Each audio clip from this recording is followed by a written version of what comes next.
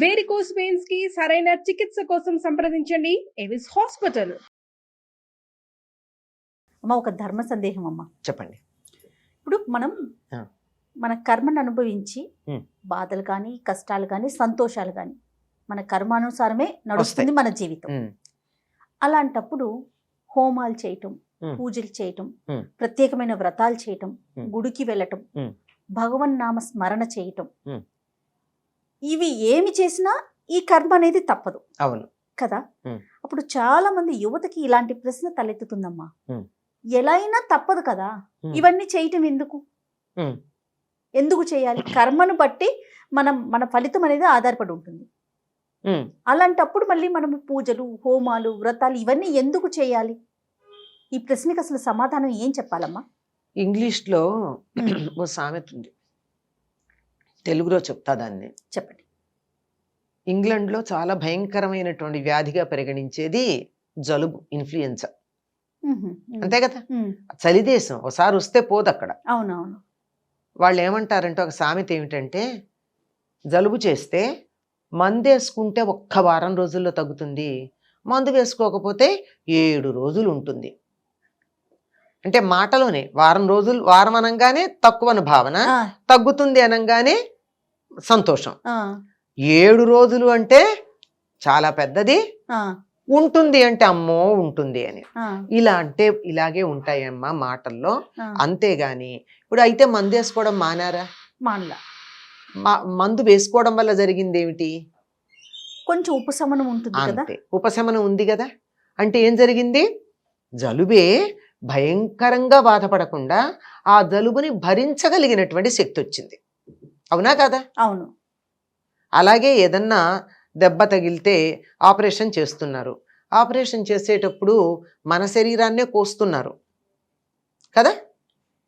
ఆ శరీరానికి అక్కడ బాధ ఉందా లేదా? ఉన్నది కదా. కానీ అనస్థీషియా ఎందుకు ఇస్తున్నారు? ఆ బాధ మనకి ఎక్కువగా తెలియకుండా బాధ ఉంది, తెలియటల్లా. అంటే తెలిస్తే గిలగిల్లాడుతున్నాం, తెలియకపోతే అనుభవిస్తున్నాం. కానీ pain is inevitable, suffering is optional అంటారు. నొప్పి తప్పదు, బాధ తప్పుతుంది. ఇదే కర్మ సిద్ధాంతంలో మీరు చెప్పిన దానికి. అనుభవించటం అన్నా తప్పదు, కానీ అనుభవించేటప్పుడు మనం బాధపడడంలో తీవ్రత తగ్గుతుంది. తేలికగా అనుభవిస్తాం, హాయిగా అనుభవిస్తాం. తప్పదండి. ఒక చిన్న ఉదాహరణ మా గురువు గారు ఎప్పుడు చెప్పేది మీకు చెప్తాను.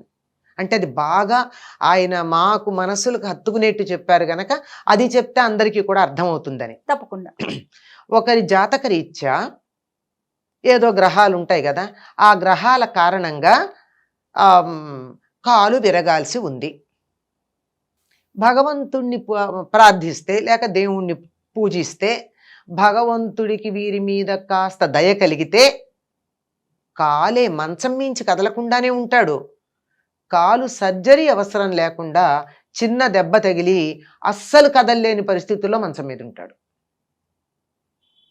గ్రహాల ప్రకారం వాడు ఇంతకుముందు ఏదో కర్మ సిద్ధాంతంలో మాకు చెప్తూ ఉంటారు కొంతమంది, నువ్వు పూర్వజన్మలో ఎవరి కాలు విరగొట్టావు, అందువల్ల ఈ జన్మలో నీ కాలికి దెబ్బ తగిలింది అని. నువ్వు అక్కడ పూర్తిగా విరగొడితే నీ కాలు ఎందుకు విరగలేదు? నీకు వడ్డీతో సహా పనిష్మెంట్, ఫైన్తో సహా పనిష్మెంట్ రావాలి కదా.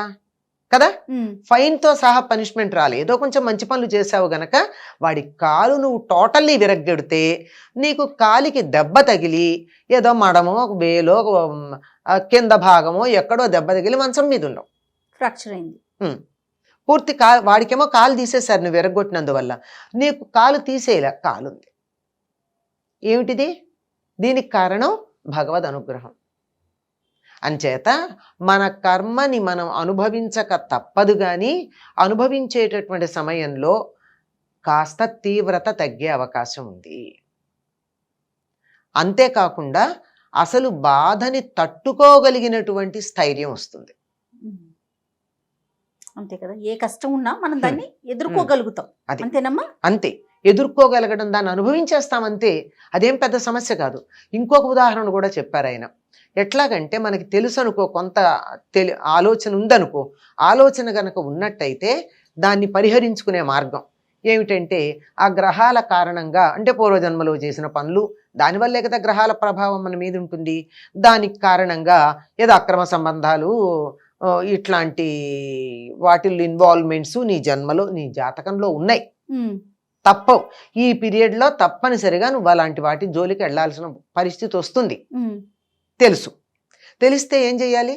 లేదా తెలియలేదు, తెలియకపోయినా గురువు అనుగ్రహం ఉందనుకో, ఆ సమయంలో అటువంటి పుస్తకాలు చదవడం, రాయడం, ఎవరన్నా అలాంటి విషయాలు చెప్తే వాళ్ళని ఓదార్చడానికి మన సమయాన్ని వెచ్చించటం, ఇట్లాంటివి ఉంటాయి. జాతక రీత్యా నీ కర్మను అనుసరించి హాస్పిటల్లో ఉండాల్సింది ఉంది. నువ్వు మంచం మీద ఉండక్కర్లేదు కదా, హాస్పిటల్లో ఉండాల్సి ఉంటే ఎవరైనా రోగులకు సేవ చేయి, హాస్పిటల్ డ్యూటీ వేసుకో, వెళ్ళక్కడ ఎవరికన్నా ఒంట్లో బాగుండకపోతే నేను తోడుంటాను రాత్రిపూట అని చెప్పు. హాస్పిటల్లో ఉంటావు, అన్ని రకాల అందరూ పడుతున్న బాధలు చూస్తావు, నువ్వెవరిని అటెండ్ అవుతున్నావో వాళ్ళ బాధలన్నీ వింటున్నావు, వాళ్ళు కేకలు పెట్టినప్పుడు అలా నువ్వు కూడా మనసులో అయ్యో అంటూ ఉన్నావు.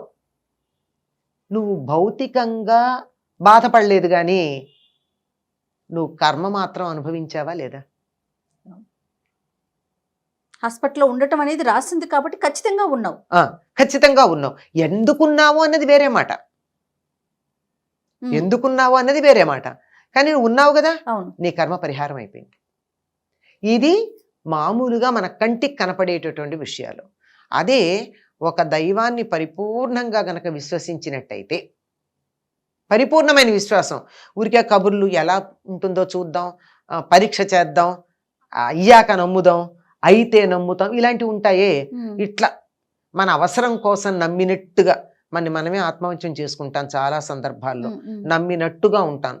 అట్లా కాకుండా పరిపూర్ణంగా గనక విశ్వసించినట్టయితే ఎన్నో కర్మలని కళల రూపంలో మరొక పద్ధతిలో పరిహారం చేస్తారు.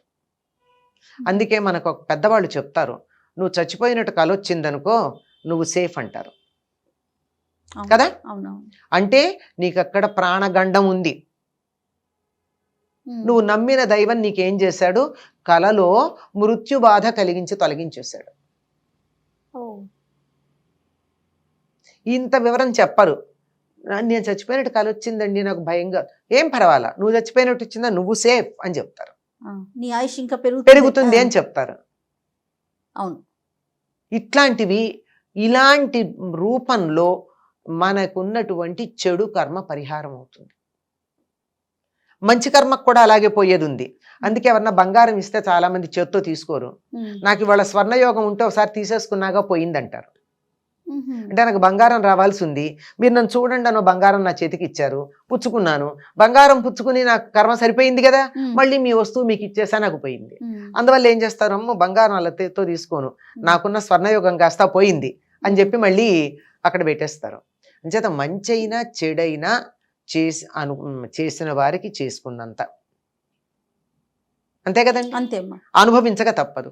అనుభవం ఎట్లా అన్న దాంట్లో తేడా వస్తుంది కనుక ఈ దానాలు అవి చేయడం వల్ల ఆ తీవ్రత తగ్గుతుంది. అదే కాలు పోవాల్సింది వేలికి దెబ్బ తగులుతుంది. నువ్వు మంచం మీద ఉండకుండా హాస్పిటల్లో మంచం మీద ఉన్న వాళ్ళని చూస్తావు. ఆ చెత్త పనులు నువ్వు చేయకుండా తత్సంబంధమైన వినడమో చదవడమో చూడడమో మన దురదృష్టం కొద్దీ మన నట్టింట్లోకి వచ్చేసాయి కదండి. అవునమ్మా, పెద్ద స్క్రీన్లు, చిన్న స్క్రీన్లు, ఇంత స్క్రీన్లు, వాటిల్లో నీ ఇష్టం ఉన్నా లేకపోయినా బలవంతంగా కొన్ని చూస్తావు, అసహ్యించుకుంటేనే చూస్తావు, తప్పదు. ఎవరింటికో వెళ్ళి కూర్చున్నావు, వాళ్ళు ఏదో టీవీ పెట్టారు నాకు ఇష్టం లేదు కానీ చూడక తప్పదు కదా. అయిపోయింది, నీ కర్మ కాస్త పరిహారం అయింది. నీకు ఆ రకంగా ఇన్వాల్వ్ అవ్వాల్సినటువంటి ఇదేదైతే ఉందో ఆ జాతకంలో రాసున్నది అది పోయింది కనుక ఇవన్నీ తీవ్రత తగ్గడానికి చాలా చక్కగా దేవీ భాగవతంలో చెప్తాడు. పరీక్షిత్తు నీకు 7 రోజుల్లో మరణం ఉంది అనంగానే అతనే వచ్చి చెప్తాడు కదా, మహర్షే వచ్చి చెప్తాడు, నా కొడుకు ఇలా చేశాడు పొరపాటైంది అని చెప్తావు, నువ్వేం పరిహారం చేసుకుంటావు అని చెప్పి వెళ్ళిపోతాడు. అంటే నిజాయితీ అలా ఉండేది ఆ రోజుల్లో. నా కొడుకు శపించాడు, నీకు 7 రోజుల్లో మరణం వస్తుంది, పరిహారం ఏం చేసుకుంటావో చేసుకోమని. అప్పుడు అందరినీ పిలిపిస్తాడు. ఏదైనా దోషం గనక ఉన్నట్టయితే మంత్రం చేత, మణి చేత, ఔషధం చేత అది తొలగుతుంది గనక వీటిల్లో ఏదో ఒకటి ప్రయత్నం చేయండి అని అడుగుతాడు. మంత్రం వల్ల పరిహారం ఉంటుంది, మణి వల్ల పరిహారం ఉంటుంది, ఔషధం వల్ల పరిహారం ఉంటుంది. ఇవి చేయమని చెప్తాడు. కనుక వీటి వల్ల పరిహారాలు చేస్తే అసలు పోవు, కానీ ఆ తీవ్రత తగ్గుతుంది. అనుభవించే శక్తి వస్తుందేమో. అనుభవించే శక్తి ఒకటి వస్తుంది, తీవ్రత కూడా తగ్గుతుంది. ఇందాక చెప్పాను కదా, కాలు పోవాల్సింది, కాలికి విరిగేసి నీ మంచంలో ఉండాల్సింది చిన్న దెబ్బ తగిలి కింద కాలు పెడితే నొప్పిగా ఉంది కదలలేను అని అందులో మనకు బాగా మన గారాబం చేసేవాళ్ళు ఎవరో ఉండి మంచం మీద కూర్చోబెట్టి అన్నీ చేస్తారు. మంచం మీదే ఉన్నావు, కాలు పోలా, కాలికి సంబంధించిన నొప్పి అయితే వచ్చింది. ఇవన్నీ కొన్ని ఎనస్థీషియా లెవెల్లో పనిచేస్తాయి, కొన్ని పరిహారం లెవెల్లో పనిచేస్తాయి, కొన్ని కాంపెన్సేటరీగా పనిచేస్తాయి. కానీ ఎంత కాంపెన్సేషన్ అయినా లోటు లోటే కదమ్మా. ఖచ్చితంగా. అంచేత అనుభవించక తప్పదు, అనుభవించే పద్ధతుల్లో మార్పులు వచ్చి మనకి ధైర్యం వస్తుంది. పైగా ఇంకొకటి చాలా కొసమెరుపు ఏమిటంటే దాన్ని ఏమంటారు, ఐసింగ్ ఆన్ ది కేక్ అని. ఏమిటంటే కొద్ది దైవ ధ్యానం గనక చేసినట్టయితే ఇవన్నీ మన ఆధ్యాత్మిక మార్గం వైపు నడిపించి ఉత్తమ గతులు పొందడానికి సహకరిస్తాయి. కాబట్టి కర్మే అనుభవించాల్సిందే, కానీ ఆ తీవ్రత తగ్గుతుంది. ఆ ధైర్యం మనకు రావాలి అంటే ఖచ్చితంగా దైవారాధన చేయాలి. మళ్ళించే పద్ధతి కూడా ఉంది. చెప్పా కదా, మరణాలు లాంటివి కళల రూపంలో తీసేయడం అన్నది మనం గమనిస్తాం. అందుకని దైవారాధన మాత్రం మానకూడదు. అంతేగమ్మా? అంతేనమ్మా. నమస్తే.